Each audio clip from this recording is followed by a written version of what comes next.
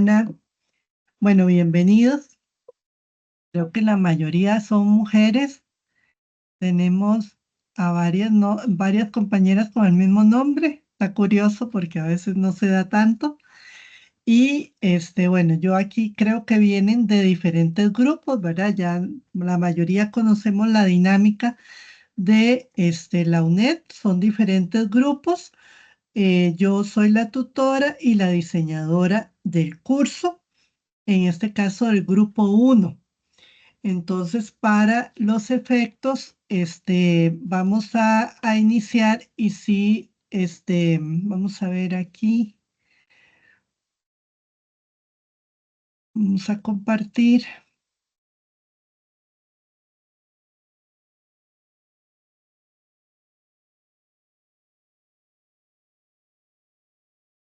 Ujú. Mm, Listo. Como yo no puedo verlos a ustedes porque estoy a modo de presentación, por favor, si me alzan la manita, me interrumpen, no hay ningún problema. La idea es que podamos aclarar cualquier duda, cualquier consulta que tengan y que el día de hoy, que es la primera tutoría, pues salgamos con todo muy bien clarito para que puedan con éxito desarrollar la presente asignatura. Nada más voy aquí a ver si puedo ujú, tener aquí.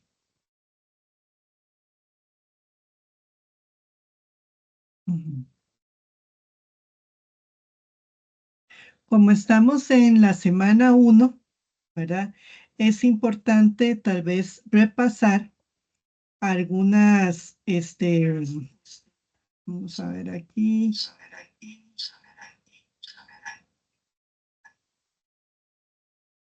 desactivar audio, ujú, como para tratar de ver algunas dudas. Vamos a repasar un poquito lo que,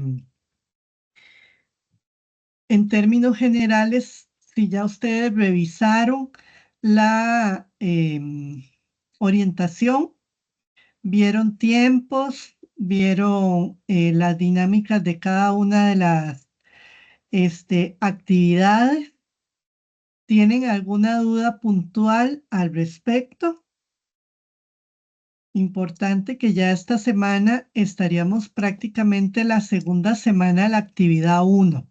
El tercer cuatrimestre se va muy rápido y para poder acomodar las actividades, prácticamente ya se ha cerrado la brecha de la primera semana que generalmente era como básicamente para conocer la plataforma, la orientación, sino que ya comenzamos de la primera actividad. Entonces, al respecto, no sé si ustedes tienen alguna duda puntual que quisieran hacer en este caso, en este momento. Profe, yo sí, disculpe, buenas noches. Buenas noches. Yo tengo dos dudas. La siguiente, estuve leyendo en el mapa conceptual, en el mapa mental, disculpe, No me preocupe. solicitan APA 4 con el formato, pero mi consulta es la siguiente. Para el mapa mental, ¿puedo utilizar cualquier tipo de letra o debe ser uno en específico? No, cualquier tipo de letra. Digamos, siempre lo del APA tiene que ver con las referencias bibliográficas que se hagan dentro de los trabajos, lo que es tanto la referencia como la cita, ¿verdad? Que se utiliza. Pero hay trabajos que básicamente, por ejemplo, en el mapa es una sola referencia porque nos estamos apegando a lo que es la unidad de la unidad del libro que a ustedes se les da, el capítulo 1. Entonces es una sola referencia bibliográfica, ¿verdad? Entonces no hay necesidad digamos, en este caso no se necesita para efectos del mapa como tal. Al respecto, yo tenía incluso aquí para hacer una explicación importante porque a veces manejamos lo que es mapa mental y mapa conceptual como lo mismo, ¿verdad? Cuando hablamos de mapa mental, vean que aquí dice, las dos son representaciones gráficas, ¿verdad? Se busca que sean una forma de síntesis, ¿verdad? En donde no es que hagan un resumen, por ejemplo, ¿verdad? Sino que más bien utilicen la gráfica como una forma visual de hacer ese resumen, pero hay una diferencia. Vean que mientras el mapa mental podríamos decir, es más libre, es más, podría decirse hasta más espontáneo, es la creación a partir de una idea central, una serie de gamificaciones, ¿verdad? El propósito dice estimular la creatividad, facilitar la memorización y la lluvia de ideas y el uso común, planificación personal, toma de notas, grantsming o desarrollo de proyectos. Generalmente uno los mapas mentales los utiliza casi como para estudiar, cuando uno hacía exámenes o en materias donde se hacía examen, generalmente la forma en cómo uno comenzaba a estudiar para un examen era haciendo mapas mentales, ¿verdad? O sea, cómo yo cognitivamente voy orientando o voy entendiendo la información y entonces yo hacía mis propios jeroglíficos, mis dibujos, ¿verdad? Distribuyo la información de forma que yo pueda entenderlo. Ese es el objetivo del mapa mental. El mapa conceptual es más estructurado, ¿verdad? Si hay una jerarquización, hay ideas centrales, ideas secundarias, se utilizan más lo que son cuadros, flechas, ¿verdad? Es más estructurado. Incluso podríamos decir que mientras un mapa mental dice, tiene una forma más radial, ¿verdad? O sea, circular o puede uno, a veces el ejemplo de una célula, ¿verdad? Que le salen ideas como por todo lado, el mapa conceptual es más jerárquico. Parte de una idea central, esta de un concepto principal.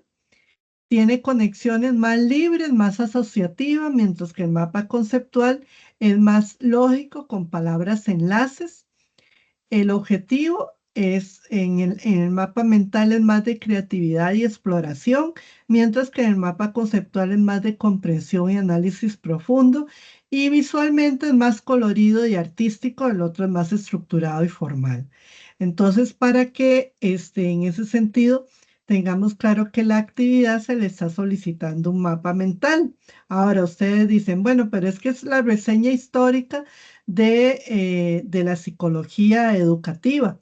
Bueno, pero eso precisamente, ¿verdad? Nos permite, a partir de la lectura, poder ir entendiendo cómo fue que se fue dando. No necesariamente es algo totalmente estructurado, tiene corrientes psicológicas que van dándose en el tiempo, ¿verdad? A veces se ha pedido tipo, este, infografía en donde hay como un orden de años, pero en este caso no se les está pidiendo así, sino que es más orientado precisamente a un desarrollo más creativo. En este caso, generalmente se utiliza esta herramienta de Canva, ¿verdad? Que incluso ahí vienen diferentes ejemplos de cómo Profe, hacer este mapa Canva. profe, ¿Mm? una preguntita. ¿No se podría hacer como en CMAP Tools? Bueno, algo así se llama la aplicación, que es como, es que Canva a veces es un poco reducido. No, si ustedes pueden utilizar tecnología más avanzada, lo usan más avanzado. Por Ah, eso ok. yo dije, generalmente pues, utilizan el Ujú. Canva, pero esto va de lo más básico, que puede ser que no utilicen ninguna herramienta adicional y hagan todos los dibujitos y todo, ¿verdad? Que obviamente es un poco más complicado, al Canva, que pues tiene ya plantillas, pero si ustedes conocen de herramientas más avanzadas y que les permite poder trabajar mejor, perfecto, ¿verdad? Algunas consultas que, Profe, ajá, dígame. Sí, no sé si me permite una intervencioncita. Vea, bueno, Sí. yo tengo serios problemas con el tema de los mapas porque siempre termino haciendo casi que un mapa conceptual. Ajá. Me cuesta mucho sintetizar la información, Ujú, mucho más en situaciones como este trabajo específicamente que nos pide, por ejemplo, aspectos centrales de las teorías.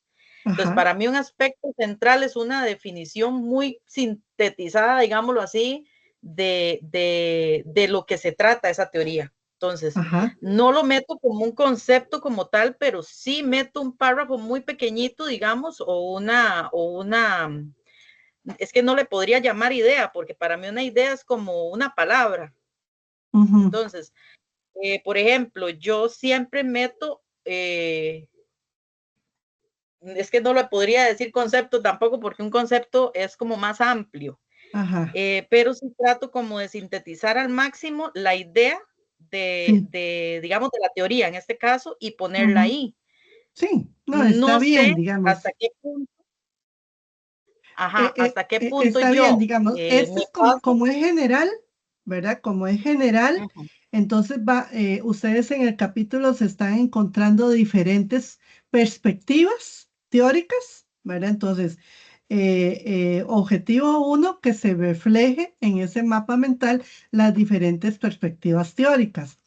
Pueden poner incluso representantes como un elemento adicional, ¿verdad? O sea, el principal representante y la idea fundamental en términos de, por ejemplo, qué es lo que el conductismo, qué es lo que la fortaleza del conductismo, ¿verdad? Reforzamiento, estímulo negativo, positivo, por ejemplo, ¿verdad? ajá, ¿Qué es exactamente. el aspecto cognitivo, ¿verdad? Se enfoca en las etapas del desarrollo, algo así, ¿verdad? Claro que una palabra no le Exacto. puede a uno decir todo lo que uno quisiera y tiene que asociarlo con varias palabras, pero igual puede ser una imagen, ¿verdad? O sea, una imagen y Sí, dos o tres palabras, cosas cortitas que no hagan repetir el concepto que está en el libro. Sí, sí. Naidelin. Profe, con respecto a lo que estaba mencionando, yo igual iba a comentar algo así, son como pequeñas cosas, porque un concepto no se puede poner, Correcto. pero sí, también le iba a preguntar, son como pequeñas cosas para que no sea que como un mapa, eh, ay, ¿cómo es que se llama? Es que hay varios tipos de mapa mental, mapa pictórico, o sea, hay varios tipos, pero le iba a preguntar si de esa forma como ahorita lo estaba diciendo, entonces sí se puede de esa manera. Sí, correcto. O sea, como les ponía, la idea del mapa mental incluso es menos estructurado, ¿verdad? El mapa conceptual es un poco más estructurado y puede permitir incluso mayores palabras. Incluso vean que el ejemplo que ahí yo pongo, bueno, el concepto de ética. ¿Qué involucra el concepto de ética? Valores, normas, filosofía, reflexión, conducta, fundamentos, honestidad, justicia, responsabilidad. Uno, digamos, que puede conocer el concepto de ética, sabe que todas esas palabras son claves en lo que es la definición de la ética. Entonces, ahí está reflejado precisamente cuáles son esas palabras claves. En este caso, tenemos el desarrollo de la psicología educativa, diferentes exponentes, uno puede verlo ahí, y cuál es el concepto principal de esas diferentes exponentes que fueron construyendo lo que hoy llamamos la psicología educativa. ¿Verdad? Entonces, ahí ustedes pueden utilizar, como les digo, la herramienta que mejor les facilite eso, pero incluso, como les decía, puede ser que esa expresión de ese modelo sea a través de una imagen y esa imagen asociada a dos o tres palabras, ¿verdad? Cuestiones así que me den la idea, qué es lo que yo busco. Eh, Identificar que ustedes realmente comprendieron el concepto principal de cada una de esas corrientes. Ujú. Ahora, esto, digamos, lo retomé porque es la primera actividad que ustedes tienen. Otro aspecto que a mí me parece importante, nada más aquí, bueno, aquí, vamos a devolverme aquí. Ajá, con respecto a las materias puntualmente, tenemos los trabajos individuales y grupales. Las primeras, creo que 3 actividades o 2 actividades son individuales. Todavía los grupos no están organizados. Ustedes pueden ver en la plataforma que hay un apartado de trabajos grupales, de foros grupales, ¿verdad? Y eventualmente ya como para la segunda actividad, nosotros los tutores organizamos los grupos y, y publicamos cuáles van a ser las agrupaciones, ¿verdad? Aquí es importante que uno a veces deja que la primera actividad se organice individualmente, ver que a veces hay algunas personas que finalmente no terminan de comenzar el curso. Entonces, si uno a veces organiza los grupos, ya sea de 2 o 3 personas, y de repente ya cuando van a trabajar grupal, solo una persona de esas 3, entonces hay que hacer adecuaciones adicionales. Y la idea es que en este caso, cuando ya tengamos la conformación de los grupos, esos grupos ya estén seguros de que realmente son compañeros que ya iniciaron, que sí realizaron la primera y segunda actividad individual y ahora van a realizar el trabajo grupal. Al respecto, sí les hago la recomendación. Yo comprendo que hay compañeros que pues trabajan todo el día de repente y que se quedan, digamos, hasta el fin de semana para entrar a la plataforma y ver la organización de los equipos y demás. Pero, ¿qué es lo que pasa? Que los tiempos son muy cortos, ¿verdad? O sea, prácticamente para hacer los trabajos, sea individuales o sea grupales, es de 1 semana a 2 semanas máximo, ¿verdad? Entonces, ¿qué pasa?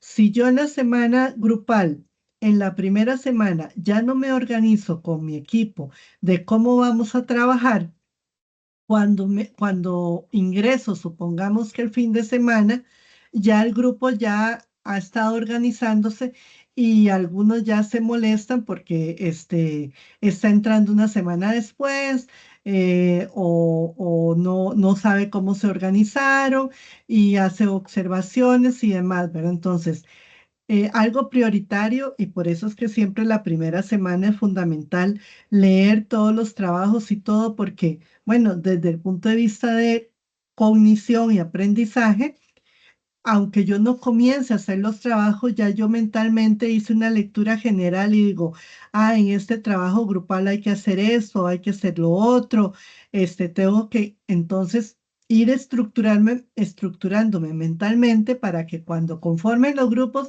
inmediatamente yo pueda ponerme en contacto con los compañeros y decir, organicémonos porque yo casi no puedo entrar en la plataforma o solo tengo chance de entrar los fines de semana, entonces necesito que tengamos claro qué es lo que vamos a hacer para yo el fin de semana trabajar en eso y poderles entregar en tiempo la parte que me corresponde o pueda hacer aportes desde el trabajo que están realizando, ¿verdad? Entonces, muy importante esa comunicación y un elemento también fundamental en esto.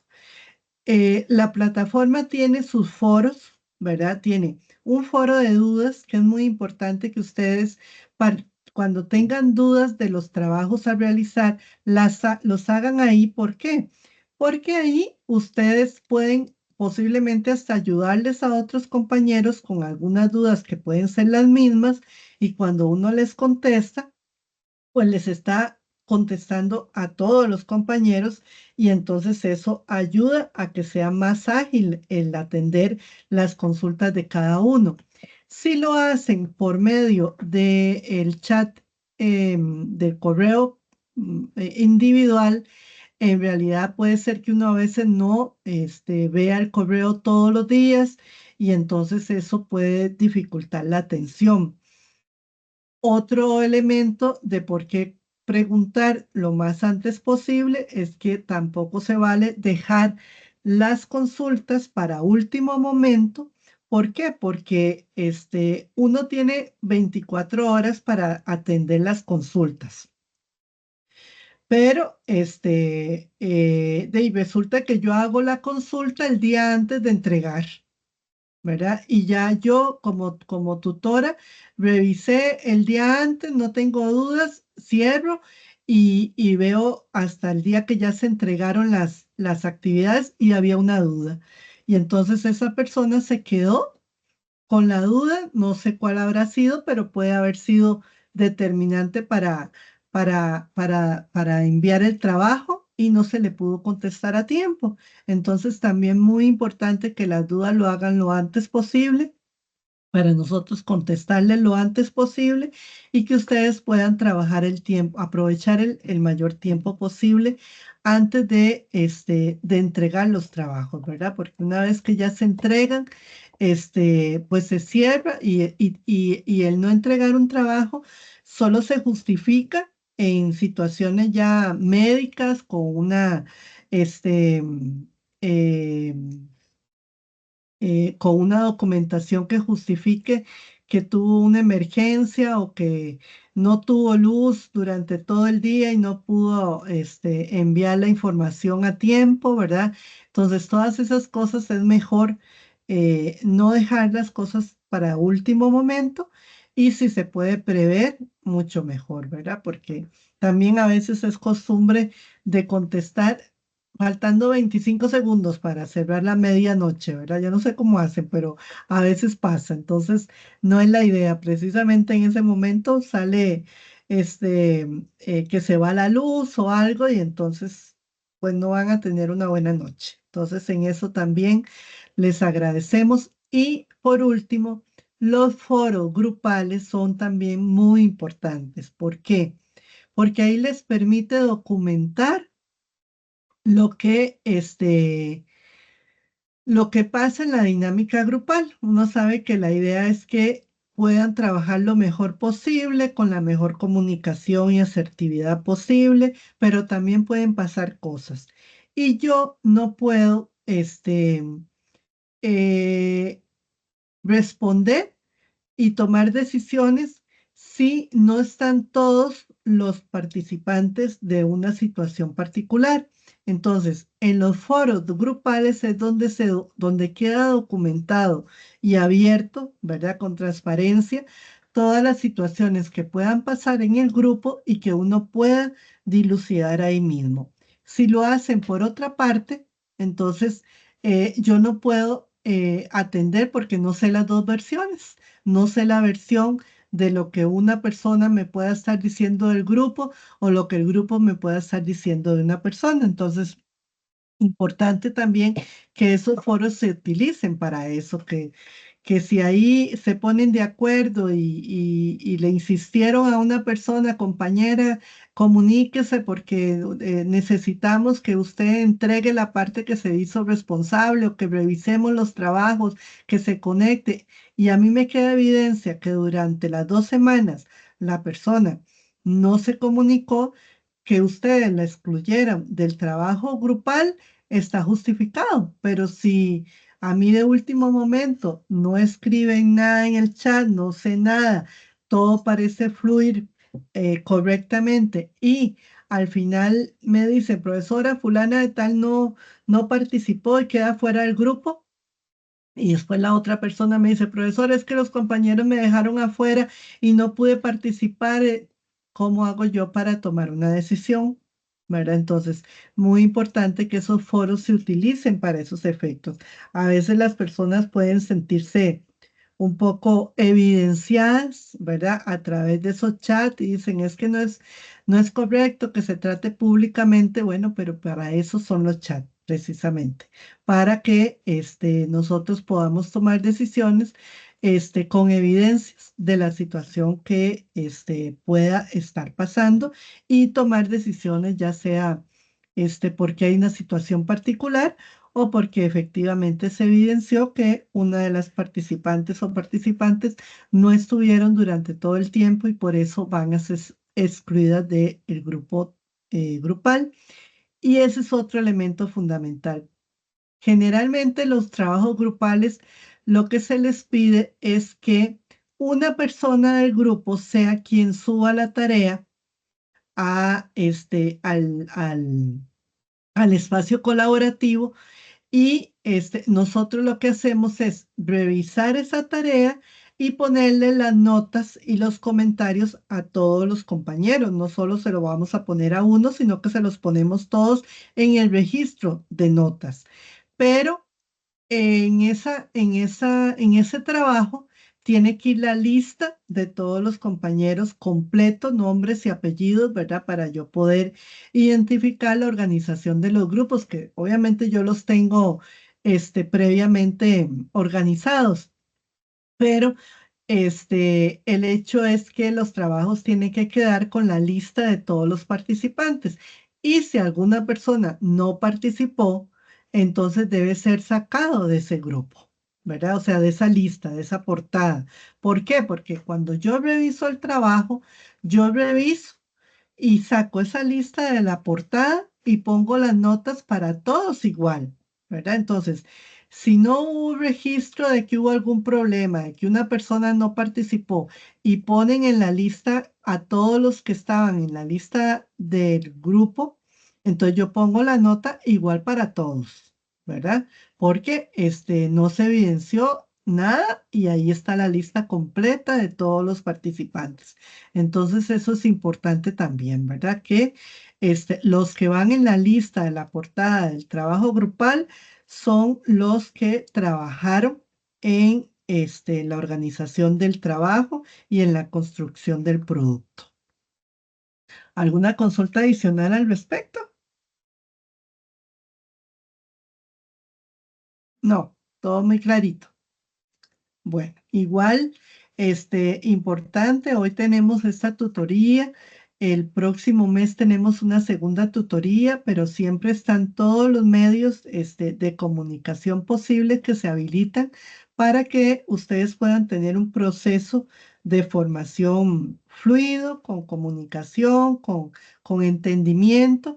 Cualquier pregunta es válida, ¿verdad? O sea, cualquier consulta es válida, no voy a decir, ay, es que, qué tonto, seguro va a creer que como no entiendo qué es esta palabra. Es mejor que la pregunten, que queden claros y que, no vayan a ver interpretaciones distintas, ¿verdad? Porque también eso a veces pasa, ¿verdad? Que dice, uno les pide algo y de repente les queda la duda y cuando responden a la tarea, pues ahí entendieron otra cosa, ¿verdad? Y eso, algo muy, muy importante para poder clarificar todavía más ese tema es revisar la rúbrica. La rúbrica es como decir la forma en cómo nosotros vamos a calificar el trabajo, ¿verdad? Entonces, si en la rúbrica yo veo que evalúo el mapa mental 1, mapa mental 2, mapa mental 3, eso quiere decir que tengo que hacer 3 mapas mentales. No voy a hacer solo uno, ¿verdad? No le estoy haciendo el ejemplo específicamente de este mapa mental. Lo que quiero decir es que en las instrucciones tiene que estar muy claro cuando se piden varios productos, pero todavía queda más claro cuando en la rúbrica yo veo que se califican los productos por separado. Entonces, si pedimos 4 conclusiones son las que voy a calificar. Entonces, la rúbrica es una muy buena guía para que ustedes puedan estar claros de qué es lo que tienen que hacer. Si aún así no queda claridad, pues igual preguntan, ¿verdad? Pero eso es una buena guía también para que ustedes puedan tener claridad de lo que se les está pidiendo. Yo particularmente, y aquí las que trabajan en el grupo 1, hago también la aclaración. A veces hacen preguntas, profesora, ¿qué cantidad tengo que hacer la introducción de 1 o 2 páginas? Las conclusiones, ¿cuántas páginas son? Y el trabajo, ¿cuántas páginas son? Yo no pido páginas, ¿verdad? Porque usted puede sacar una introducción de 5 páginas y de repente no dice lo fundamental. Pueden hacer una introducción de 2 párrafos y dice lo fundamental. Igual las conclusiones sí son un desarrollo mucho más amplio porque se supone que es lo que ustedes han aprendido a partir de la elaboración del trabajo. Es un poco más amplio, no es una línea, ¿verdad?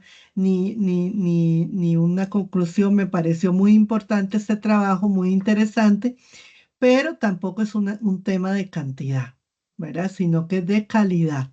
Entonces, en ese sentido, también es importante, por si hacen ese tipo de preguntas, por lo menos, la mayoría de los tutores no nos regimos por lo menos en la cátedra de psicología, por cantidad de páginas, ¿verdad? Sino por la calidad de los productos. Y bueno, la rúbrica sí me indica bastante bien qué es lo que estamos calificando. Ujú. Bueno, entonces, si hasta aquí estamos claros, vamos a continuar un poquito con ahora sí, la materia en la que estamos. Ustedes vieron una reflexión inicial cuando entramos al espacio de presentación, que también eso es muy importante. En este espacio colaborativo, pues pocas veces podemos vernos las caras, podemos conversar y conocer a todos los estudiantes. Y esa presentación es importante para nosotros porque nos podemos imaginar esos espacios a la mamá que cuida a sus hijos y que en este momento de repente está con niños de edad escolar y esto puede ser como muy constructivo y muy simultáneo con la experiencia que están teniendo. Otras que de repente son ya maestras que están en un Sensinay o en una guardería y que están aplicando el conocimiento. Uno las puede imaginar en su lugar, en su realidad a partir de esa presentación, y eso es importante. Igual entre ustedes, ¿verdad? De repente son compañeras que viven prácticamente en la misma zona en la misma zona, y hasta pueden pasar a una a la paz de otra y no se dan cuenta que están compartiendo el mismo espacio educativo. Entonces esa presentación es importante, y esta primera parte es un proceso de autoevaluación, ¿verdad? O sea, ¿qué conozco yo en este momento que estoy iniciando la materia, ¿verdad? Sobre teorías de aprendizaje. Ya es algo muy conocido, lo he visto en otras materias, ya en realidad estoy viendo que es como repetitivo, o para mí es esto totalmente nuevo, ¿verdad? No me imagino ni cómo es que se puede asociar el tema de las teorías psicológicas, las teorías de aprendizaje y su aplicación en el campo educativo. Esa primera impresión, ¿verdad? De la materia y del curso como tal, en ese primer momento es luego muy constructivo. Conforme voy aprendiendo y al final del curso puedo llegar y volver otra vez a esa primera página y decir, mira, todo lo que he aprendido a partir de ese primer momento cuando entré y creía que conocía mucho o creía que conocía muy poco, y ahora me voy con mucho conocimiento, o o realmente fue un repaso de lo que ya había visto en otras materias, pero ahora entiendo un poco más. Entonces también eso es importante, ¿verdad? Hacer esa autoevaluación que me permite como definir, decimos nosotros en investigación, la línea base, ¿verdad? En dónde comienzo y cómo termino, ¿verdad? Entonces, ese es otro elemento a considerar. Voy nada más a verificar algo aquí. El sonido. Ah, y voy a ponerles este videíto que nos da una visión general de lo que entramos hoy.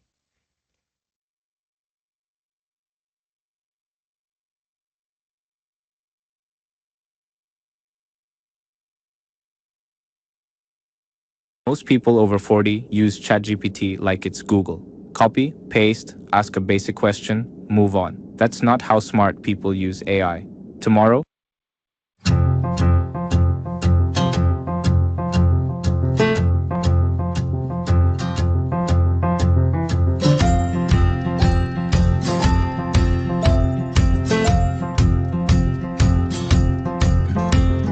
Historia de la psicología y principales autores. Desde el inicio de su historia, el ser humano ha elaborado hipótesis y teorías sobre el funcionamiento psicológico y los trastornos mentales. A pesar del predominio del método científico, a día de hoy concepciones muy antiguas, como las atribuciones de las enfermedades a la acción de espíritus o a la separación entre el cuerpo y el alma, siguen teniendo cierta influencia. La disciplina que hoy conocemos como psicología no se desarrolló como tal hasta que se popularizaron las obras de autores como William Wundt, Ivan Pavlov o Sigmund Freud en los siglos XIX y XX. Edad Antigua. Inicios de la psicología. El término psicología proviene de las palabras griegas psique y logos, pudiendo traducirse como estudio del alma. Durante la Edad Antigua se creía que los trastornos mentales eran consecuencia de las posesiones por parte de espíritus y demonios. Los tratamientos consistían en conjuros y encantamientos a los cuales se atribuían efectos curativos. Entre el siglo IV y siglo V a.C., filósofos como Sócrates y Platón realizaron aportaciones que serían claves para el desarrollo de la psicología, además del de la filosofía. Mientras que Sócrates sentó los fundamentos del método científico, Platón concebía el cuerpo como el vehículo del alma, verdadera responsable de la conducta humana. Edad Media, desarrollos y retrocesos. En la Edad Media, el pensamiento europeo quedó dominado por el cristianismo.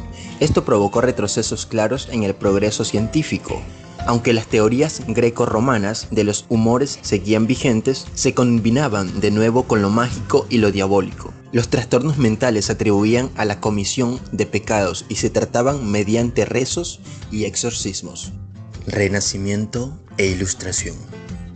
Entre los siglos XVI y XVIII en el mundo occidental convivieron las concepciones demológicas de la enfermedad mental y el humanitarismo. La recuperación de la influencia de los autores clásicos griegos y romanos tuvo un papel fundamental en esta segunda vertiente, que relacionaba los trastornos psicológicos con alteraciones físicas y no morales. La palabra psicología se empezó a popularizar durante el periodo histórico. En este sentido, fueron especialmente importantes las obras de Marulik y Wolff. Cabe destacar la influencia de filósofos como René Descartes, que contribuyó a la concepción dualista que separaba el cuerpo y el alma, Spinoza, que la cuestionó, o John Locke, quien afirmó que la mente depende de influencias ambientales. Asimismo, el médico Thomas Willis atribuyó los trastornos mentales a alteraciones en el sistema nervioso. A finales del siglo XVIII también fueron muy influyentes Gall y Mesmer. El primero introdujo la frenología, según la cual las funciones mentales dependen del tamaño de las áreas concretas del cerebro, mientras que el mesmerismo atribuía las alteraciones físicas y psicológicas a la acción de energías magnéticas sobre los fluidos corporales. Siglo XIX. Nace la psicología científica. A partir de la segunda mitad del siglo XIX, el aumento de los conocimientos sobre la anatomía cerebral hicieron que los procedimientos mentales se entendieran en mayor medida, como consecuencia de la biología.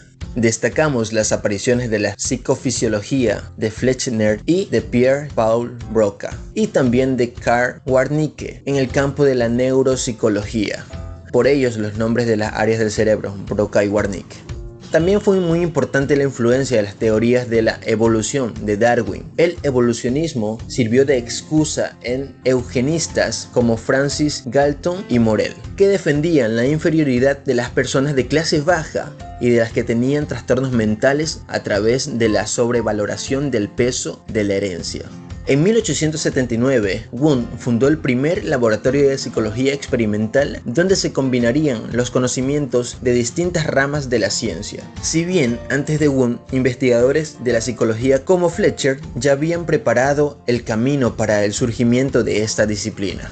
Hall fue el creador de un laboratorio similar en Estados Unidos y fundó la Asociación Americana de Psicología. Entre los antecedentes de la psicología actual también es necesario mencionar el fundamentalismo y el estructuralismo, dos escuelas muy influyentes en los últimos años del siglo XIX y la primera etapa del siglo XX. Mientras que el funcionalismo de William James estudiaba funciones mentales, el estructuralismo de Titchener se centraba en contenidos como las sensaciones o los pensamientos. Mientras tanto, en Rusia apareció la reflexología de la mano de Iván Pavlov y Vladimir Bekhterev. Con estas aportaciones se establecieron las bases del psicoanálisis y el conductismo, las dos orientaciones que dominarían la psicología de la primera mitad del siglo XX. El desarrollo en el siglo XX. Durante el siglo XX se establecieron las corrientes teóricas principales de la psicología actual. Sigmund Freud, discípulo de Charcot y Breuer, creó el psicoanálisis y popularizó la terapia verbal y el concepto del inconsciente bajo el prisma psicoanalítico. Mientras que autores como Watson y Skinner desarrollaron terapias conductistas centradas en el comportamiento observable. La psicología científica promovida por el conductismo acabaría llevando a la aparición de la psicología cognitiva, que recuperó el estudio de los procesos mentales, tanto elementales como complejos, y se popularizó a partir de los años 60. Dentro del cognitivismo se engloban los tratamientos desarrollados por autores como Kelly, Ellis o Beck. Otra orientación teórica relevante en la psicología humanista, representada por Carl Rogers y Abraham Maslow, entre otros. El humanismo surgió como una reacción al predominio del psicoanálisis y el conductismo y defendió la concepción de las personas como seres libres, únicos, tendentes a la autorrealización y con un derecho a la dignidad. Asimismo, las concepciones sobre biología, medicina y farmacología aumentaron enormemente durante el siglo XX, lo cual facilitó el predominio de estas ciencias por encima de la psicología e influyó en el desarrollo de campos interdisciplinarios como la psicobiología, la neuropsicología y la psicofarmacología. Las últimas décadas. El desarrollo de las ciencias del comportamiento y de los procesos mentales ha estado marcado por el desarrollo de las neurociencias y el diálogo constante con las ciencias cognitivas en general. Esto ha hecho que actualmente prime una concepción de la psicología en la que la neurociencia y la psicología cognitivista, como muchas aportaciones del conductismo, intercambien entre ellas herramientas y conocimientos, tanto en la investigación como en otras intervenciones. No obstante, las críticas que el conductismo realizó contra las concepciones mentalistas y subjetivistas de la psicología, que son aquellas que tratan la mente como algo separado del contexto de una persona y las que parten desde las opiniones de la persona acerca de lo que le pasa por la cabeza, respectivamente, siguen estando vigentes. Esto hace que tanto el cognitivismo como el psicoanálisis y otras perspectivas pertinentes a la psicología humanista sean duramente criticadas, entre otras cosas, por trabajar a partir de conceptos muy abstractos y poco definidos, bajo las cuales pueden colocarse significados muy diversos y poco relacionados entre sí. De todos modos, el conductivismo sigue siendo una filosofía minoritaria en la psicología, mientras que el cognitivismo goza de muy buena salud. Esto si la gran mayoría de las investigaciones en psicología cognitiva de tipo experimental son realizadas partiendo del conductismo metodológico, lo cual lleva a algunas contradicciones. Por un lado, se tratan los fenómenos mentales como elementos situados dentro del cerebro de la persona. Esto hace referencia al mentalismo. Y por otro lado, se trata de estudiar este elemento creando estímulos y midiendo respuestas objetivas. Como aportación final, es necesario que se estudien desde sus inicios la psicología para tener un mejor entendimiento de la misma, desde sus inicios filosóficos, como son los que planteaba Sócrates, Aristóteles, Platón, Ioria y entre otros autores que no los recuerdo en este momento, pero fueron muy relevantes para la creación de la psicología y sus distintas ramas, como es la psicología organizacional, clínica, forense y pues un sinnúmero de neurociencias psicológicas y demás que se han inventado hasta ahora. Así que espero que les haya servido y pues cuídense, los veré en un próximo video.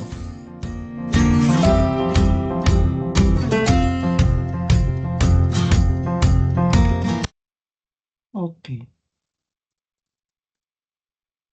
¿Qué tenemos que decir a este video? A ver, quiero escucharlos un poquito. ¿Qué impresión les deja o qué les llama la atención? Profe, bueno, Sí. yo estuve leyendo el libro un poquito, ¿verdad? Ujú, Y en un principio yo le entendí con la lectura como que la psicología educacional fue la que sentó como las bases para las teorías, ¿verdad? ujú, Pero después, leyendo como un poquito más a fondo y analizando otras fuentes y eso, me di cuenta de que no necesariamente fue que la psicología educativa vino como a formar esas bases, sino que las teorías y la psicología educativa se fueron desarrollando como a lo largo del tiempo de ujú, manera conjunta. Entonces, ahí fue donde yo entendí que parte de lo que conocemos hoy como esta ciencia, que es la psicología educativa, se fue formando por el mismo pensamiento o la misma incógnita, ¿verdad?, que existía por medio de estos pensadores o de estos precursores, que fueron los que se empezaron a preguntar, valga la redundancia, por qué las personas aprenden y cómo las personas aprenden. Entonces, todo esto fue dando como forma a las teorías, por eso fue que se fue dando, o sea, se fue dando como al mismo tiempo, todo está como entrelazado. Entonces, tal vez, porque a veces la lectura como que a uno le cuesta un poquito interpretarla, ¿verdad? Más cuando viene con lenguaje así como muy técnico y todo eso, es un poquito más complicado. Tal vez el video No, sí queda más clarito todavía esa percepción. excelente, Gabriela. Realmente logra mostrar precisamente lo que se da, ¿verdad? Y efectivamente, como usted lo plantea, el desarrollo de la conceptualización de la psicología educativa, hay que visualizarla como eso, como un proceso, ¿verdad? Que comienza incluso desde la misma construcción de lo que es la psicología, ¿verdad? O sea, ahorita vamos a ver esto, ¿verdad? Pero casi que antes de que comenzáramos con el tema de la psicología educativa, primero tenemos que visualizar cómo se llegó, ¿verdad?, a identificar el campo de la psicología, ¿verdad? Cómo se construyó, a diferencia, digamos, de lo que es las ciencias médicas, por ejemplo, ¿verdad? Y entonces, a partir de ahí es que llegamos a encontrar uno de esos nichos que va a ser la psicología educativa. A ver, otro compañero que me pueda dar cuál es la impresión que les da el video o que les queda.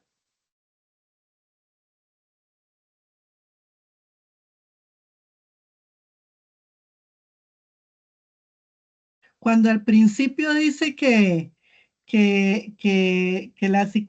la psicología o que se creía, digamos, que estos temas eran cuestión de como de brujas, ¿verdad? ¿Por qué creen que se decía eso?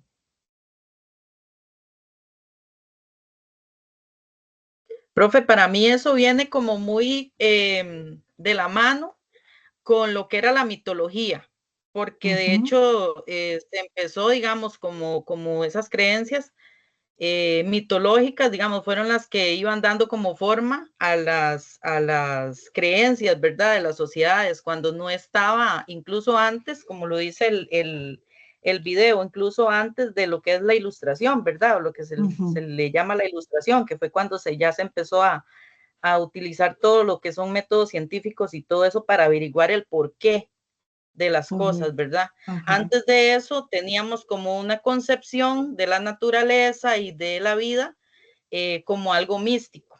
Entonces, pienso yo que por ahí viene la cosa, ¿verdad? Me corrige si estoy equivocada. Sí, no, está muy bien. Precisamente, o sea, como usted lo plantea, esto ha sido todo un proceso de construcción histórico, ¿verdad? O sea, desde Descartes y Platón que comienzan a dialogar, ¿verdad? Sobre la construcción del mundo y cómo comienzan a hacerse preguntas, ¿verdad? Que comienzan y con ello a filosofar, ¿verdad? Sobre la realidad de la vida y demás, ¿verdad? Ya estamos hablando de humanos, ¿verdad? Que comienzan a hacerse preguntas, ¿verdad? Ahora, y a partir de ahí comienza lo que es el estudio científico, ¿verdad? A partir de ahí comienza el estudio del ser humano, ¿verdad? Pero comenzando desde lo que es visible y tangible, ¿verdad? Todo lo que se puede tocar, ver, medir, ¿verdad? Controlar, ¿verdad? Y en ese sentido, bueno, comienzan todos los estudios de las ciencias médicas, por ejemplo, ¿verdad? Y todo basado en estudios científicos, ¿verdad? Controlables desde lo más rudimentario, podríamos decir, ¿verdad? O rústico, ¿verdad? Que antes no existían tecnologías, ¿verdad? Como tal, conforme se va avanzando, se va aprendiendo todo esto, ¿verdad? Y se va desarrollando, pero el campo de la psicología no existía. ¿Verdad? Eso que no puedo ver, eso que no puedo medir, que no puedo hacer tangible, no existe, ¿verdad? Entonces, desde la misma concepción del ser humano, ¿verdad? Comenzábamos perdiendo, por así decirlo. ¿Por qué? Porque inclusive cuando ya se comienzan a hacer investigaciones y se comienza a pensar en la salud y en la enfermedad, había una preocupación en cómo salvar a las personas humanas, ¿verdad? Adultas que ya eran viables, ¿verdad? Para el mundo. O sea, vivíamos, por así decirlo, como animalitos, ¿verdad? Que iban creciendo y lo que sobrevivía, ¿verdad? Ya eran los adultos, ¿verdad? La mortalidad era muy infantil, era muy alta porque no existían estudios al respecto, ¿verdad? Entonces, lo que lograba sobrevivir era lo que ya era viable y a partir de ahí los estudios comenzaron a ofrecer, ¿verdad? Recursos para que las personas pudieran sobrevivir y entonces reconocer las enfermedades y demás, ¿verdad? Pero entonces ahí tenemos dos puntos. Uno, que los niños, por así decirlo, no había una preocupación de investigación de los seres humanos desde que nacían, ni siquiera desde que eran concebidos, sino que eso era algo que se daba naturalmente, que iba dándose, ¿verdad? Y si ya logró sobrevivir, ¿verdad? Como un ser humano ya adulto, viable para el trabajo, entonces ahí ya existió una preocupación por ese individuo, ¿verdad? Y por otro lado, las ciencias comienzan a desarrollarse para encontrar curas ante la enfermedad, pero esa enfermedad visible, ¿verdad? O sea, lo que yo veo en la sangre, en la piel, lo que yo puedo hacer tangible y buscar una solución. Entonces, ¿qué pasa? Eso que no puedo hacer, medir y controlar como son la mente, las emociones, lo que hay dentro de nuestro cerebro, ¿verdad? O sea, no puedo comenzar ahí a hacer experimentos y comenzar a ver, ni siquiera lo puedo traducir en algo, ¿verdad? Como tal, no existía, ¿verdad? Entonces, todo eso que se daba, ¿verdad? Que obviamente como personas existían las emociones y existía todo eso, solo que no tenía una explicación, eran producto del demonio, ¿verdad? O sea, era producto de algo, esotérico, podríamos decir, ¿verdad? O sea, y por tanto, ¿verdad? Entra todo el tema de la brujería, que no digo que en ese momento existió, pero si nosotros buscamos una explicación de lo que se estaba dando en ese momento en las personas, hoy podemos entender desde la psicología que podía ser un tipo de reacción que las personas tuvieran ante las situaciones que estaban viviendo y tenían una expresión emocional ¿verdad? Ya fuera de una parálisis, de un mutismo, de una histeria, de un llanto, de cualquier cantidad de cosas que podríamos hoy explicar desde el campo psicológico. En ese momento no teníamos una explicación porque no era abordado, ¿verdad? O sea, no existía como tal para ponerle atención y entonces se creía que era una reacción producto del demonio. Y por otra parte, como les decía, el niño no era tampoco sujeto de investigación porque estaba en su proceso. Entonces, cuando hablamos de una psicología evolutiva o del desarrollo, en el campo de la psicología es la parte más nueva, hablando históricamente, ¿verdad? Es la parte más nueva porque ya cuando se empieza a estudiar el campo de la psicología era de esa persona adulta y no desde el desarrollo, desde que nace o inclusive antes del nacimiento. Por eso inclusive todavía hoy podemos seguir investigando y descubriendo nuevas cosas que tienen implicaciones y tal vez algunos de ustedes puedan recordar a nuestros abuelos, ¿verdad? Que decían, bueno, que al chiquito había que envolverlo como un cerullito cuando se acostaba y yo no sé si alguna vez tuvieron la experiencia de ver cómo los hacían casi como un capullito los envolvían para dormir, ¿verdad? Porque por el frío y el calor y que quedaran bien envueltos y todo, pero ese chiquito prácticamente quedaba inmovilizado para dormir y uno lo podía mover así para cualquier lado porque no pasaba nada, ¿verdad? Estaba bien envuelto y todo.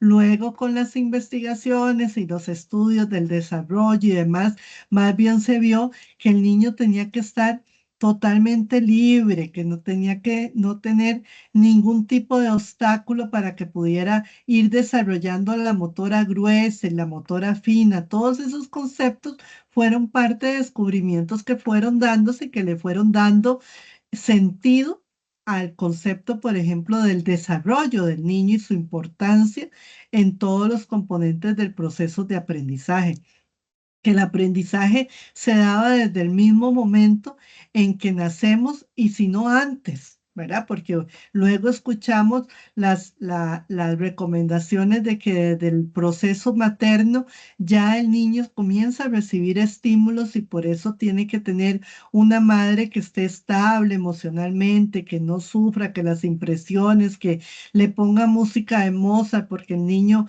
esos estímulos los recibe y demás. Todos esos estudios son producto ya de investigaciones, ¿verdad? Muy a posterior de la importancia que tenía el desarrollo para el niño. Entonces, el campo de la psicología educativa y del desarrollo inclusive son de las últimas áreas de estudio que se fueron dando en todo este proceso histórico del desarrollo de la psicología, ¿verdad? Y en ese sentido, diferentes énfasis, ¿verdad? Por eso entonces encontramos los diferentes exponentes o expositores que van trabajando un énfasis o un área del desarrollo que luego, ¿verdad? Al principio estaban como contrapuestos, ¿verdad? Y podíamos decir, no, Skinner decía, somos solo sujetos de estímulo y respuesta. Nosotros los seres humanos solo respondemos a estímulos positivos o negativos y así debe ser el proceso de aprendizaje. Y por eso era que en la escuela, nuestros abuelos nos contaban prácticamente que aprendían a punta de golpe, ¿verdad? O aprendían. Y si no iba el reforzamiento negativo, la esquina, el castigo, ¿verdad? Luego ya vinieron otros exponentes y dijeron, no, el individuo tiene emociones y sufre ante el castigo, ante esto, y eso hay que incorporarlo dentro del proceso. Existe la motivación, que es un impulso interno, ¿verdad? De pulsión positiva que es necesario de rescatar para el proceso de aprender y entonces no podemos pensar que solo somos una caja negra que vamos a reforzar y estimular para efectos de aprendizaje, porque ahí podríamos decir entonces que nos movíamos, podía ser por el miedo, ¿verdad? Porque si no aprendíamos, nos castigaban, ¿verdad? Y si aprendíamos, teníamos un refuerzo positivo, un premio. Entonces, de repente, podíamos pensar que aprender es sinónimo de que si aprendo, me van a dar un regalo y si no hago las cosas, me van a pegar. Y no, otros exponentes vienen a decir, no, tenemos un proceso cognitivo que se va a ir desarrollando por etapas y esas etapas tenemos que irlas entendiendo porque es a partir de ahí que el niño puede ser capaz de aprender o no aprender. Y ahí está toda la corriente cognitiva. Y luego otros vienen y nos dicen, no, están las emociones también y las emociones tenemos que trabajarlas porque desde la emocionalidad yo puedo generar motivación, ¿verdad? O yo me puedo motivar para hacer algo y no hacer lo otro, ¿verdad? Y entonces así es como al finalmente, ¿verdad? Llega a construirse las diferentes corrientes. Cuando hablamos de psicología, el psicólogo no es solo aquel que trabaja con el diván, ¿verdad? Que nos imaginamos en una clínica trabajando con las personas a partir de problemas. No, el psicólogo se desarrolla en muchos campos de todos los campos del ser humano, porque precisamente trabaja con el ser humano, con la esencia del ser humano, pero en sus diferentes ámbitos de acción. Entonces, tenemos psicólogos educativos, tenemos psicólogos laborales, tenemos psicólogos clínicos, tenemos psicólogos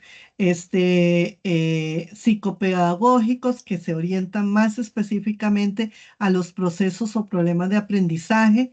Tenemos psicólogos que son más orientados a trabajar aspectos grupales, ¿verdad? O los aspectos individuales. Entonces, el campo de la psicología es muy amplio y el campo de la psicología educativa es solo un campo específico de todo ese campo que nosotros podemos intervenir.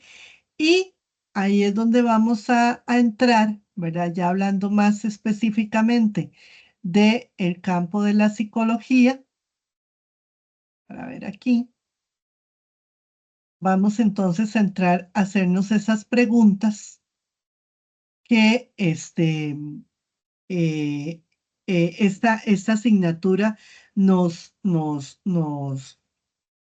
indica, ¿verdad? O sea, ¿cuál es la importancia del desarrollo de la psicología en los procesos de aprendizaje? Cuando hablamos de procesos de aprendizaje, no solo nos referimos a ese proceso cognitivo, ¿verdad? De aprender, ¿verdad? Sino también cómo aprende, desde dónde aprende y cuál es ese contexto de aprendizaje que debemos reconocer, ¿verdad? Para poder orientar de la mejor manera esos procesos de aprendizaje, porque tenemos que hablar también en plural, ¿verdad? A partir del desarrollo que nosotros podemos identificar en el niño, en los niños y niñas, entonces tenemos que enfocarnos, ¿verdad? En desarrollar diferentes herramientas que nos permitan llegar a ese niño o niña, porque si hay una premisa, todos van a ser capaces de aprender, ¿verdad? Solo que a partir de ese desarrollo podemos decir, algunos pueden aprender más lentamente, algunos pueden aprender más rápidamente, algunos van a captar desde un sentido más específicamente que otros, ¿verdad? Y vamos a entender esa dinámica, esa interacción entre las diferentes áreas del desarrollo que están interviniendo en los procesos de aprendizaje, ¿verdad? Dice, ¿por qué creemos que es necesaria la investigación psicológica en el campo de la educación? ¿Por qué creen ustedes? ¿Ya lo tenemos todo aprendido? Ya podríamos decir que de aquí en adelante es solo aplicar lo que ya se descubrió.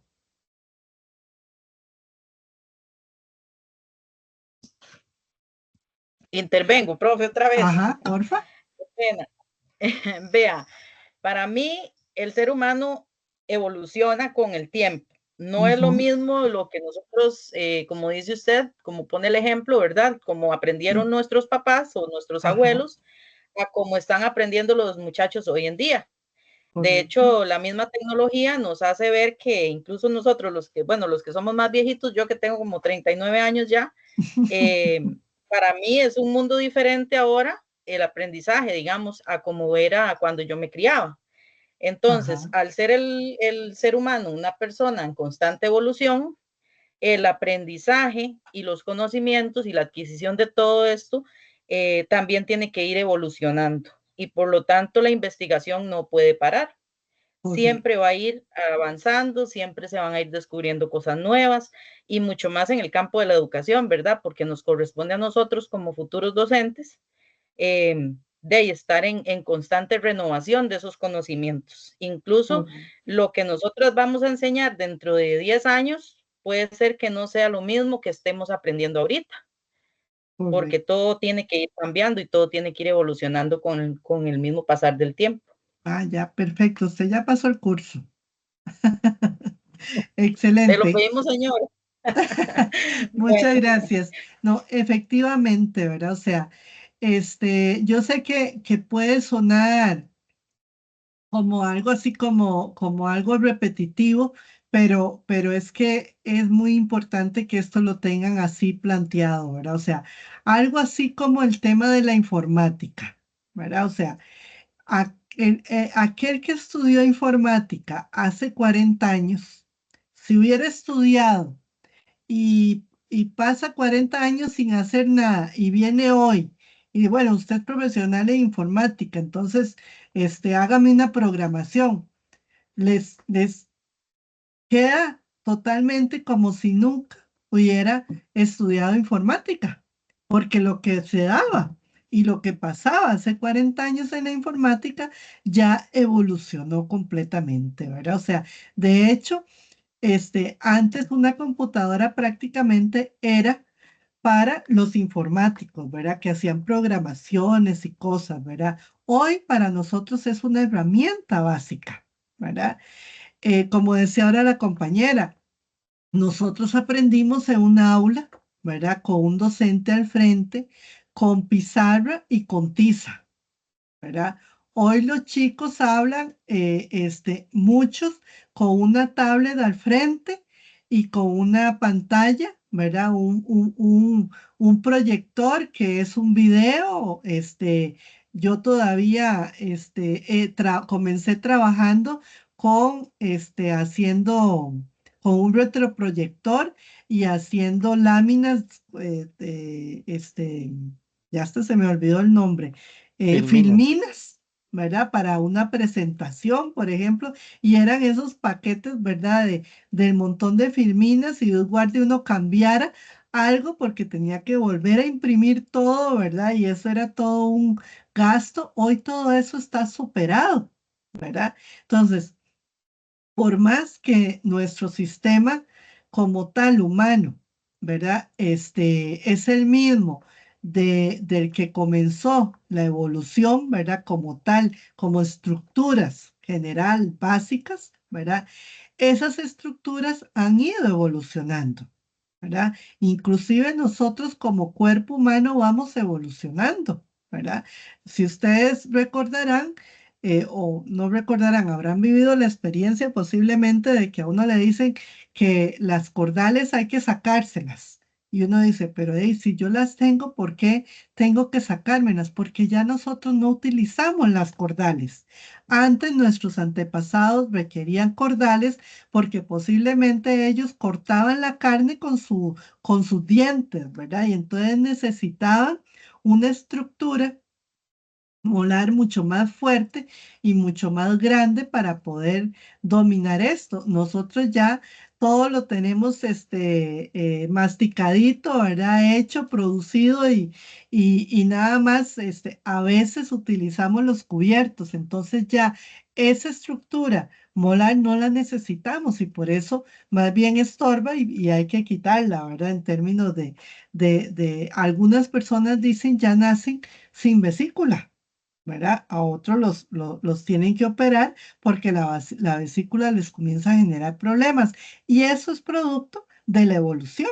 Entonces, aunque nosotros no visualizamos esos cambios porque estamos hablando de siglos, ¿verdad? Habían personas que por el tema de ambiente, ¿verdad? Tenía mucho más cabello, pelo en su piel para poder cubrirse del frío. Hoy ya eso no se requiere porque la ropa y demás, ¿verdad? Sustituye eso que antes era más rudimentario y entonces nuestros cuerpos inclusive van evolucionando. Y así las corrientes que explican al individuo como tal, ¿verdad? Y en este caso ya particular, la psicología nos ha ido explicando todos esos procesos, pero también va descubriendo cosas.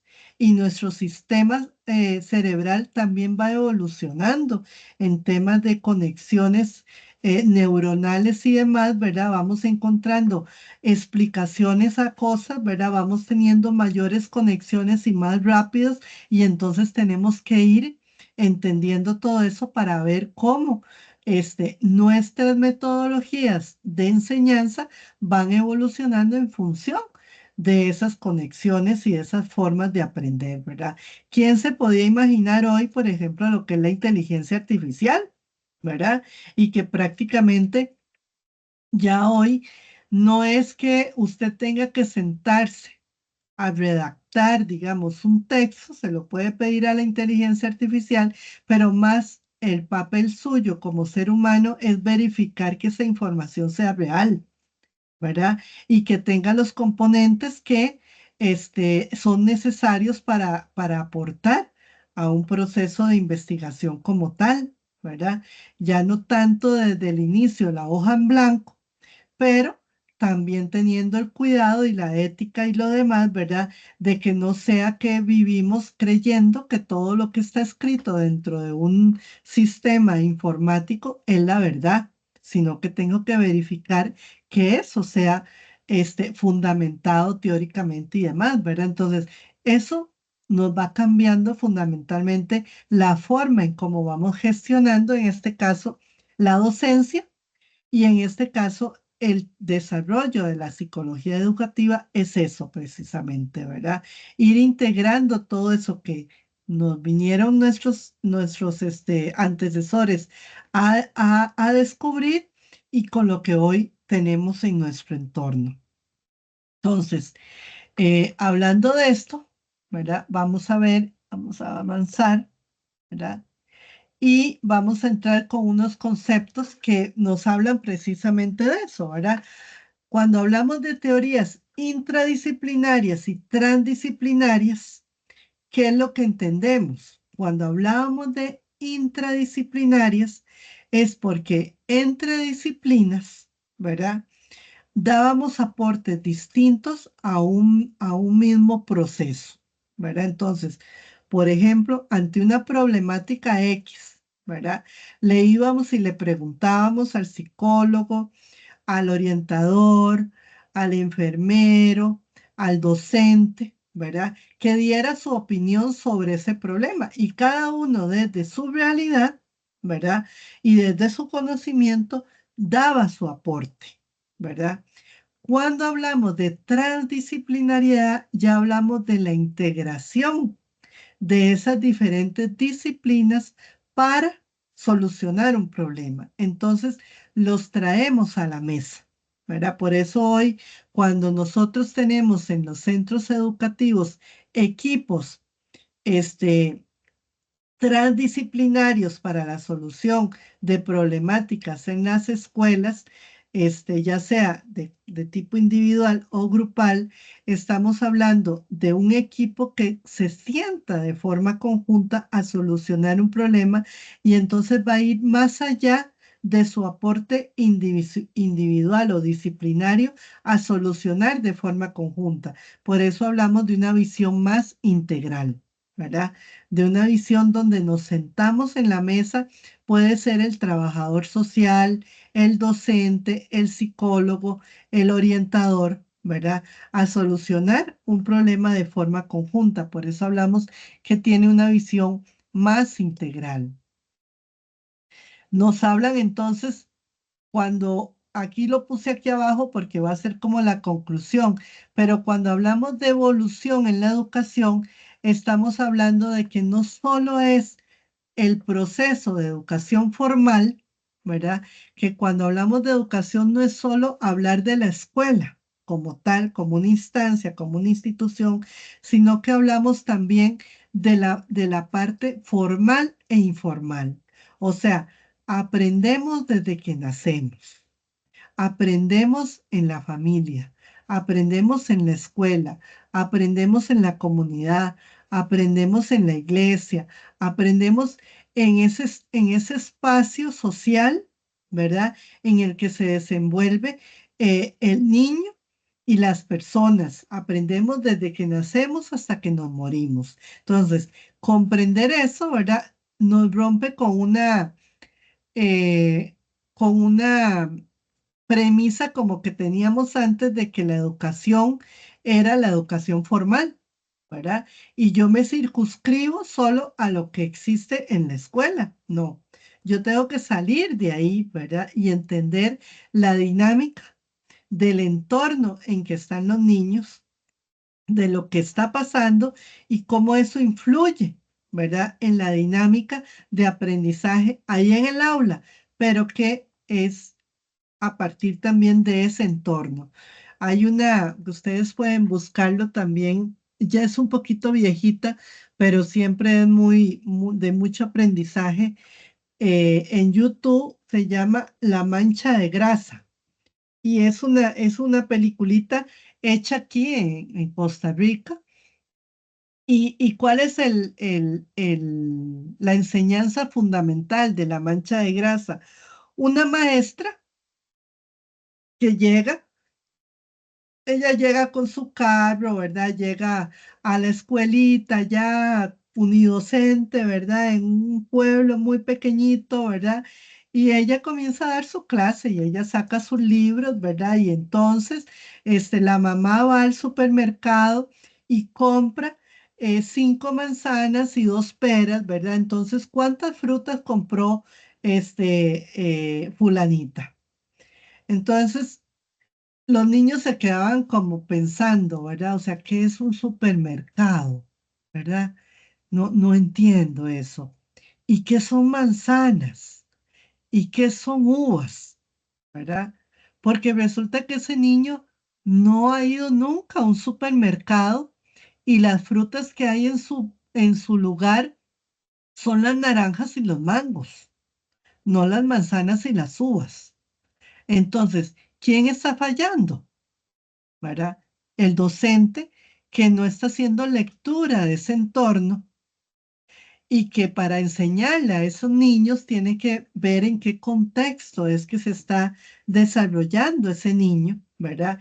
Y que si le habla de manzanas y jocotes, para ese niño va a ser algo muy familiar. Va a ser algo que él puede asociar cognitivamente, puede visualizar mentalmente y puede integrar para aprender lo que es el concepto que ahí está la maestra tratando de enseñar, que es la suma, ¿verdad?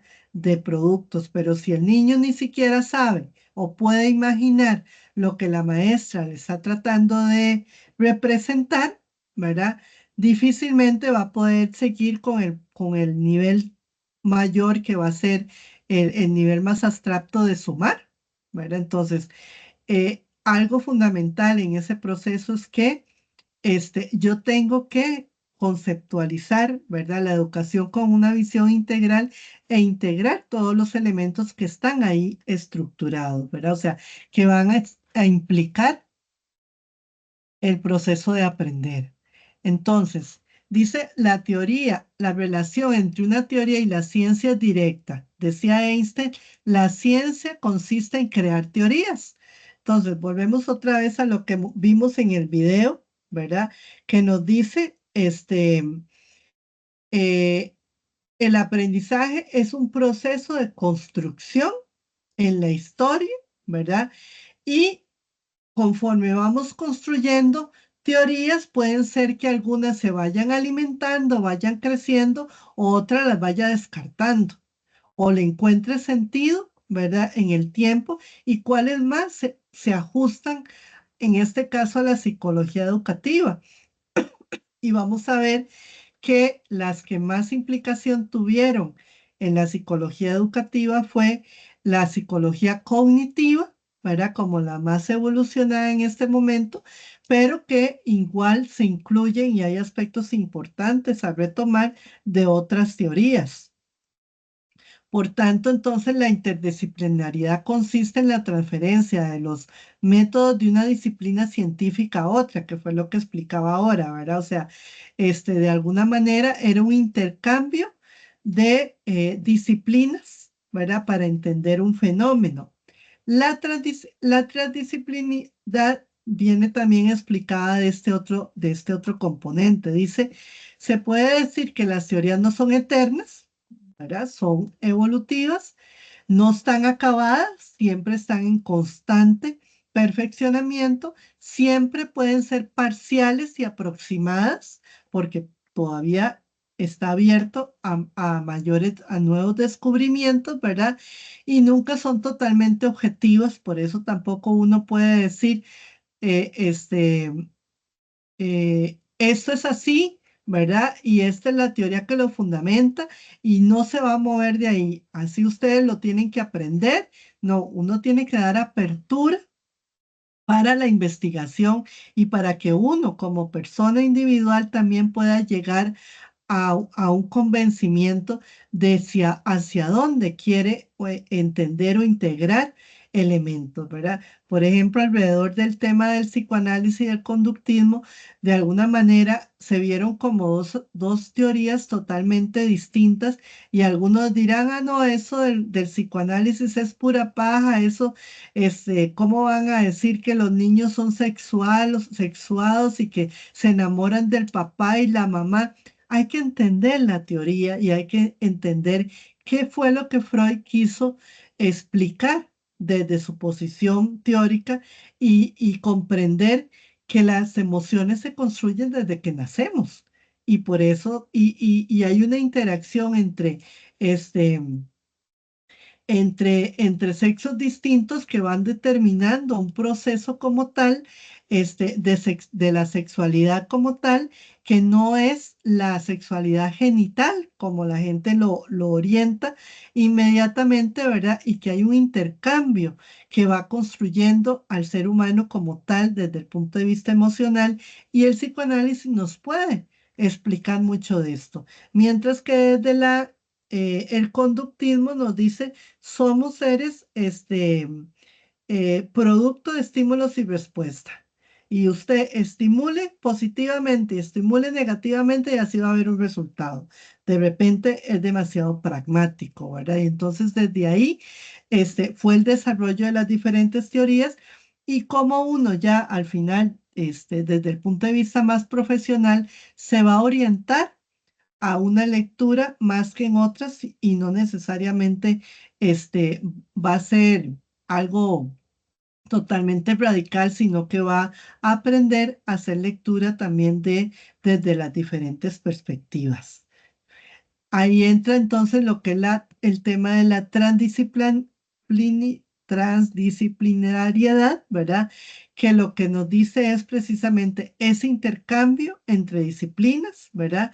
Que lo que busca es comprender el mundo actual, al cual uno de los imperativos es la unidad de conocimiento, ¿verdad? Sí, esto es un poco la parte más teórica, ¿verdad? De estos conceptos que es importante entenderlos cuando, por ejemplo, esta materia lo que hace es darle una pincelada de las diferentes teorías, ¿verdad? ¿Por qué? Porque todas de una u otra manera ha influenciado la psicología educativa, ¿verdad? Y nos permiten entender un elemento, entre otros, ¿verdad? En el proceso de aprender, ¿verdad?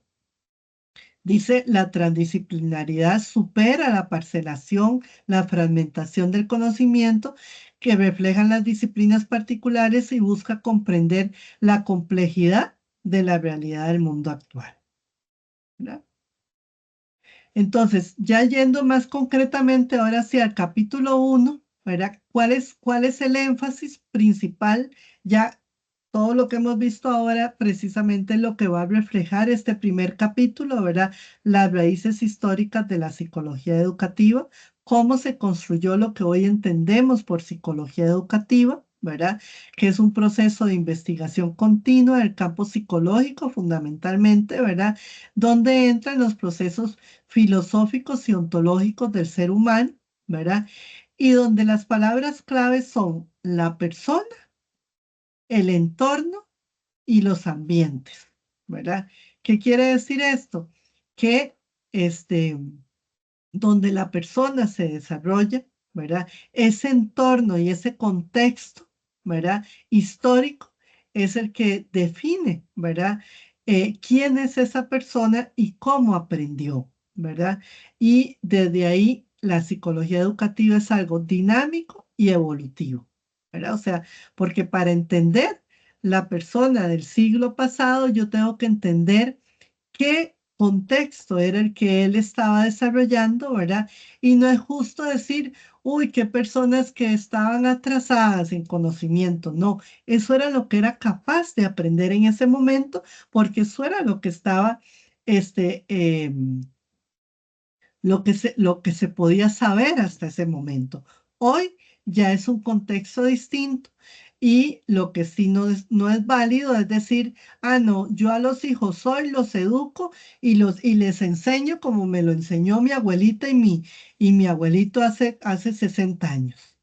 No, ¿verdad? Porque esa no es nuestra realidad. Y entonces, más bien, no les estamos dando la oportunidad de tener ambientes mucho más amplios, más flexibles y más constructivos en ese sentido, ¿verdad?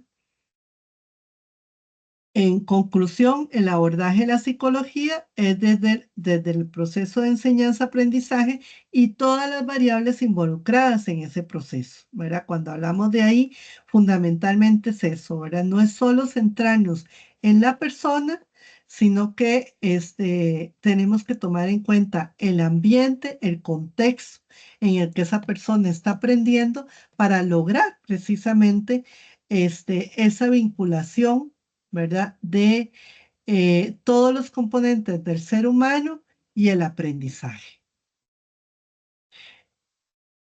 En el capítulo 2, 3 y 4 vamos a ir haciendo un abordaje más particular de las diferentes teorías que en el campo de la psicología en el campo de la psicología educativa lo vamos a estar viendo en diferentes asignaturas, en diferentes materias que ustedes tienen, campos de acción, van a encontrarse estos diferentes exponentes que nos hablan de las teorías que nos han permitido entender los procesos de aprendizaje, ¿verdad? Y en ese sentido vamos a tener el conductismo, ¿verdad? Como tal, que está representado en Pavlov, Skinner y Bandura.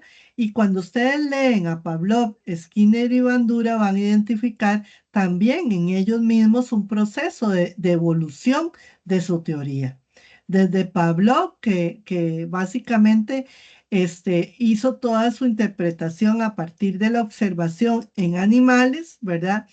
Skinner ya comienza a hacer una homologación de ese proceso en las personas, ¿verdad? Sin que obviamente respetando todos los procesos éticos, a las personas no las podíamos meter en un laboratorio y ver el efecto que tenía, porque obviamente estamos hablando de seres humanos que podemos dañar, ¿verdad? Hoy todavía también ya debe ser más difícil la experimentación animal porque también ha cambiado todo lo que en su momento de alguna manera no se conceptualizaba alrededor de lo que es la violencia, por ejemplo, contra los animales, ¿verdad? Y entonces ya es todavía más difícil eso. Y ya Bandura trabaja todo el componente social, ¿verdad? Trabaja ya más con una visión más de la sociedad y cómo eso se mueve, ¿verdad? O se puede explicar en términos sociales, ¿verdad? Por ejemplo, ya cuando hablamos de, por ejemplo, estrategias de mercadeo y cómo las corrientes en mercadeo se pueden basar mucho en la teoría conductual. Bandura nos lo explica mucho más ampliamente porque ya él mete más concretamente los componentes sociales y los movimientos sociales, ¿verdad? En términos de una explicación más amplia. En las teorías cognitivas de aprendizaje, ¿verdad? Vamos a hablar que el primero de los exponentes va a ser Piaget, ¿verdad? Que habla del constructivismo. Y luego Vygotsky, Brunner y Asdrúbal nos va a hablar de teorías más evolucionadas, pero su raíz va a ser el constructivismo, ¿verdad? Así como otros exponentes que nos van a hablar de la metacognición, ¿verdad? Y estrategias cognitivas más avanzadas. Otro de los exponentes que, digamos, va a retomar todo el aspecto humanista, ¿verdad? De la persona, y aquí va mucho la psicología positivista, no tanto positivista conductual, sino del pensamiento positivo, ¿verdad? Y parte de principios y de visiones ontológicas, digamos, más positivas. Tal vez Freud u otros autores eran como más pesimistas en el tema de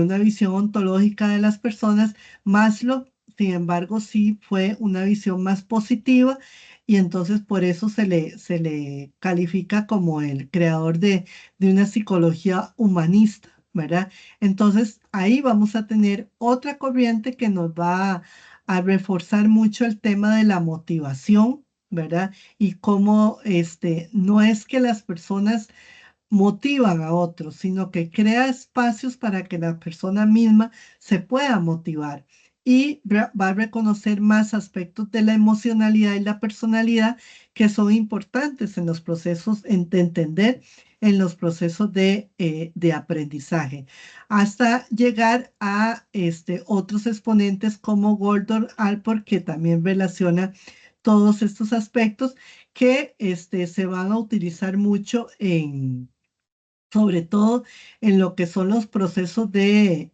los motivadores y todos los nuevas corrientes, ¿verdad? Que buscan esa parte o ese énfasis de la psicología para explicar al ser humano. Estas son como las corrientes fundamentales que desde la psicología educativa es importante identificar cómo se construyen, cuáles son las diferentes etapas, porque nos van a permitir tener una visión más amplia del individuo en su etapa de aprender, ¿verdad? Y cómo estos elementos van a influir para que realmente puedan lograr los procesos de aprendizaje como tal. En términos generales, esta es la primera etapa, digamos, del curso, ¿verdad? Vamos a ver cómo las primeras 2, 3 actividades están muy enfocados en estos aspectos. Entonces, no sé si tienen alguna duda en particular, ¿verdad? Que quieran eh, agregar. Nada más para que repasemos, vamos a compartir aquí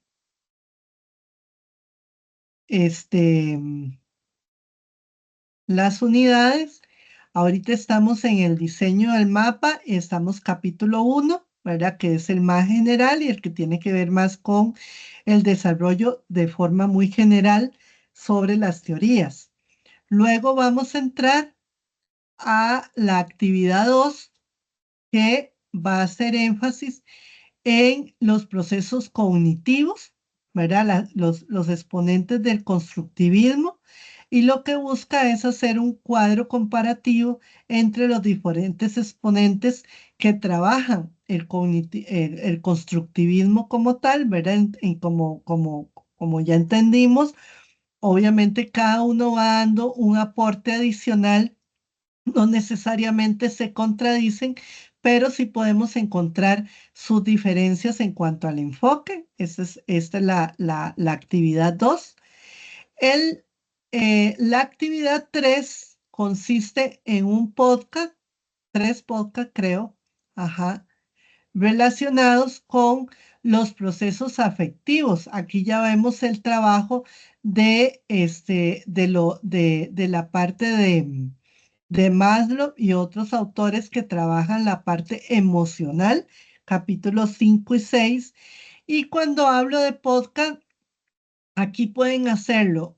Lo vi, digamos, en los compañeros, en otros ejercicios. Pueden utilizar también aplicaciones que son básicamente solo auditivas, o el mismo Teams lo pueden utilizar como herramienta para hacer las grabaciones, ¿verdad? Como tal, como ustedes ven, los podcasts lo que buscan son como el desarrollo de de espacios para desarrollar los temas. Tienen que hacer primero una planificación de qué es lo que van a desarrollar. Generalmente se hace entre una y dos personas, ¿verdad? Una que pregunta, otra que responde. Lo pueden hacer de forma más teatral o personificarlo, ¿verdad? Es grupal y por tanto los grupos pueden ser hasta de 3 a 5 personas. Eso depende de la conformación de cada uno de los grupos que se haga. Y entonces si son 3 podcasts, son 3 espacios en donde pueden organizarse 2 compañeros en un podcast, otros 2 compañeros en otro podcast y otros 2, uno que repite. No necesariamente todos los compañeros tienen que participar en todos los podcasts, porque realmente un podcast es como una conversación de a dos, ¿verdad? Entonces, pero eso queda abierto, solo les doy como recomendación eso, ¿verdad? Porque es más fácil hacer una conversación, en este caso, como se hace un podcast, entre 2 o 3 lo más que 5 personas, ¿verdad? Por ejemplo. Entonces ahí queda ahí hacemos énfasis en las teorías más de tipo humanista. En la unidad 4 vamos a ver el capítulo 2. Ese está más orientado a la teoría conductual, ¿verdad? ¿Qué es lo que busca? Una presentación tipo PowerPoint con audio. O sea, es como una grabación, como si ustedes fueran a subir una presentación de las teorías conductuales, ¿verdad? Y de una vez queda grabada la presentación. Algo muy importante en ese sentido, ya le atiendo, Naidelin. Cuando hacen esas presentaciones, imaginen que ustedes tienen un grupo que no es una lectura del PowerPoint, porque para eso, pues mejor nada más presentarían las imágenes y punto, ¿verdad? O sea, pónganse de acuerdo para que quien exponga cada filmina o cada espacio que vayan a dividir la presentación, lo hagan tipo presentación, como si estuvieran frente a un grupo y exponen esas ideas, de forma que el PowerPoint no es un resumen, porque eso también me ha pasado, no es un resumen donde ustedes hacen un resumen de la teoría. Un PowerPoint puede ser teorías conductuales, una definición, y a partir de ahí la persona expone la teoría, ¿verdad? No tiene que ser que todo lo que se diga tiene que estar escrito en el PowerPoint. Ahora sí, Nauyerin, ¿cuál es la duda? Profe, tengo dos dudas. Ajá. Primero, con la parte del podcast. Ya están los grupos, ¿verdad? Pero me genera la duda porque nos dividieron los grupos por letras. Creo que en mi caso yo soy la E. Creo que soy la E. Pero a la hora de, en lo que es la parte donde uno conversa con los compañeros, están en forma de números. Entonces no sé si agarro el 1 y va y otra compañera va a agarrar en el grupo donde uno puede conversar con los compañeros del uno, entonces no sé si se va a mandar a decir, ok, estas son la A, B, C y así. A corresponde al grupo 1, B al 2 y así sucesivamente, porque Ya. si no. ¿Cuál compañero, cuál profesor es el que usted tiene asignado? Profe, según yo, acá me sale profesora Priscila Rojas Fallas. Ajá, Priscila Rojas. Yo voy a conversar con ella porque puede ser que hay una metodología, digamos, en la plataforma donde uno asigna los grupos por letras, pero efectivamente habría que poner una definición, o sea, habría que aclarar que la A es 1, que la B es 2, que la 3 es C, ¿verdad? Ajá. Para poder que quede claro que los grupos, sea que se asignen por letras, quede claro que a qué número corresponde de grupo. Entonces yo le voy a decir a ella para los efectos y que no se cree confusión sobre cuál letra está asociada a cuál número de grupo. Está bien, profe. Y la última pregunta es con la parte de la Sí, yo tenía la presentación. misma duda y se la iba a comentar a ella, pero ya que la profe va a hacerlo, entonces mejor me espero al aviso de la profe, entonces. Sí, correcto. Bueno, Perdón, la segunda pregunta. tranquila, profe. La segunda pregunta es sobre lo de la presentación, que dice que hay que hacer una presentación en PowerPoint. ¿Tiene que ser específicamente en PowerPoint o se puede utilizar como Canva o otras plataformas? Se puede utilizar Canva o otra plataforma. Lo que Está sí es bien. importante es que lo pueda integrar con el audio, ¿verdad? Porque ahorita no estoy tan segura si con Canva se pueda incluir el audio. Con el PowerPoint ya automáticamente se puede incluir el audio, pero incluso usted puede hacer una imagen de Canva e incluirlo dentro del audio para que a la hora de incluirlo dentro del PowerPoint, para que a la hora de presentar se incluya audio. Pero eso es mi ignorancia, sí. Si en el Canva se puede incluir el audio de una vez, se hace de una vez. Ok, está bien, profe. Gracias. Ajá. La otra compañera que me alzó la mano.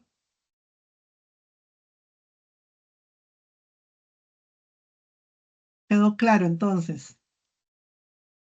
Listo. Entonces, nada más para terminar de... Ajá. En cuanto, bueno, con respecto a esta actividad número 4 o de la unidad 4, el PowerPoint lo grabamos, digamos, el grupo, grabaríamos la presentación y todo el audio y todo ese asunto. Esto lo subimos a YouTube y lo compartimos en un enlace público como un video o de otra manera, hay que enviarlo. Generalmente lo han enviado como presentación de PowerPoint con audio incluido y lo suben.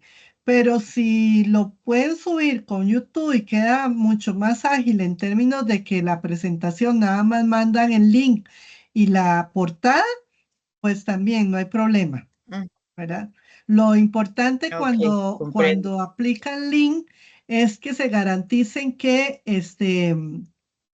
pueda quedar abierto por lo menos para Sí, que mi se pueda ver. lectura, porque a veces sí lo mandan, pero no lo dejan abierto. Entonces, tengo que mandarles a decir, busquen a ver cómo lo abren, porque yo no lo puedo abrir. Entonces, eso sí es importante que se garanticen que se puede ver.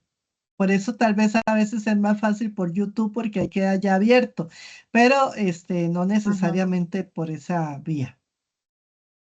Ujú. Ok, y con respecto al podcast, profe, también, Ajá. bueno, en un trabajo anterior de una asignatura diferente, yo tuve que hacer un podcast. Ajá. La tutora nos permitió igualmente grabar un audio y subirlo a YouTube. Lo que se Ujú. hace es que se sube con una portadita, digamos, ahí, simplemente una portada, ¿verdad? De como si fuera en formato video. y se escucha la voz, ¿verdad? Y el podcast es un audio, pero no tiene, como decir, más imágenes, solamente como la Ah, sí, portada.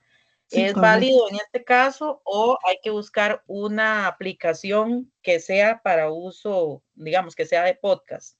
Porque, bueno, al No, menos a mí me costó muchísimo la vez pasada encontrar una aplicación, seguramente igual por la ignorancia, ¿verdad? De las plataformas, Sí, sí, sí, yo lo he visto de diferentes formas. Sí, algunos utilizaron algún Soul Audio, algo así, y otros utilizaron Teams. Lo importante, y no necesariamente incluye imágenes porque precisamente es como una grabación de, de, de voz. de, de voz.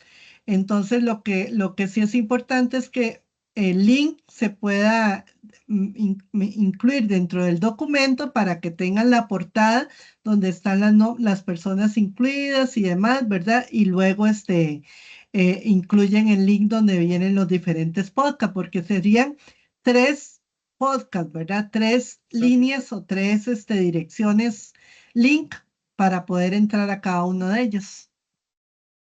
Sí, sí, comprendo, Ujú, profe. Está bien. Esa listo, sería mi duda. Muchas gracias. Muy con amable. mucho gusto. Bueno, y por Buenos. último, la unidad 5, ¿verdad? Es un taller para docentes, igual ahí es el diseño del taller, ¿verdad?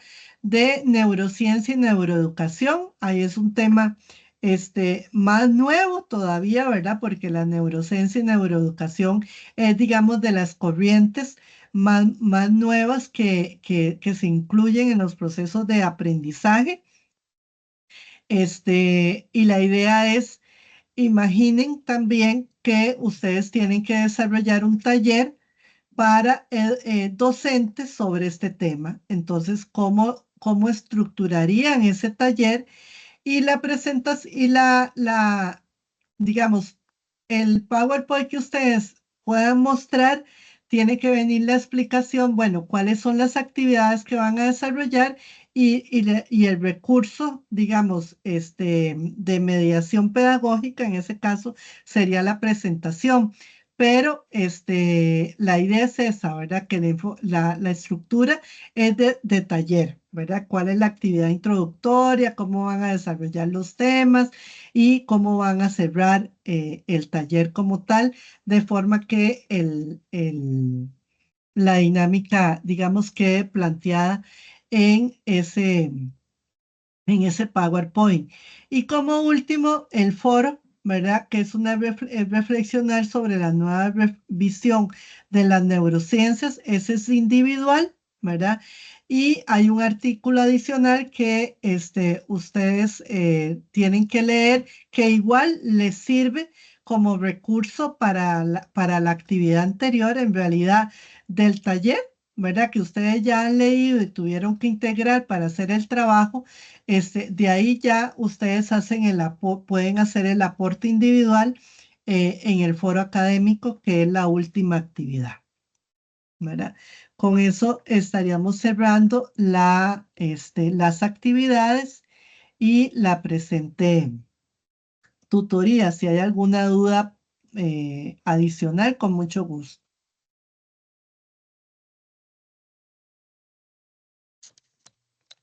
Muchas gracias, profe. Por mí no hay preguntas. Muchas gracias, Charo. Entonces, Profe, vamos a ver. Sí, dígame.